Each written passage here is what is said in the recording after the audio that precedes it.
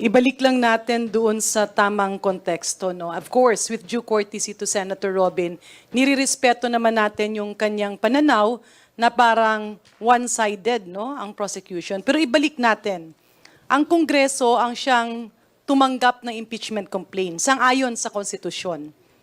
Tiningnan kung may complaint ba kumpleto sa forma at may basihan at nakita at sinang-ayunan ng 257 congressman na isumiti yung articles of impeachment. Ibig sabihin, ang Kongreso na ngayon, ang prosecutor o yung magre-representa ng mga nagreklamo at sang-ayon doon sa mga nakitang pwede, may probable cause, ngayon ay naiakyat iyan sa korte na ang Senado in this case.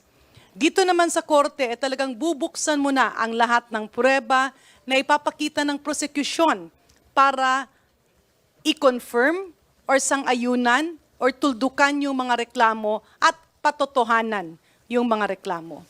Yung defense naman ay yung akusado kung saan, in its word itself, defense, dedepensa. Yan po ang sitwasyon. Ang neutral ay ang senator judges kasi kailangan nilang pakinggan, i-analyze, pag-aralan, pagdebatihan ang lahat na related sa kaso para magdesisyon. Hindi pwedeng maging biased ang senator judges, pero ang defense talagang ididepensahan nila ang akusado.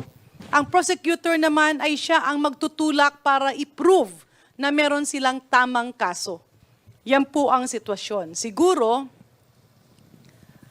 baka nasobrahan ng galing, no, ng ating mga prosecutors, kakibat ang ating private volunteer prosecutors.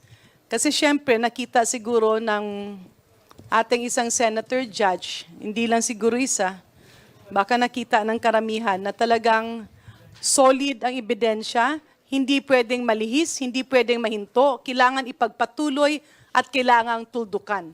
Kaya nirerespeto namin si Senator Robin Padilla, pero ibalik natin, ano ba ang nararapat, ano ang dapat at saan ito patungo?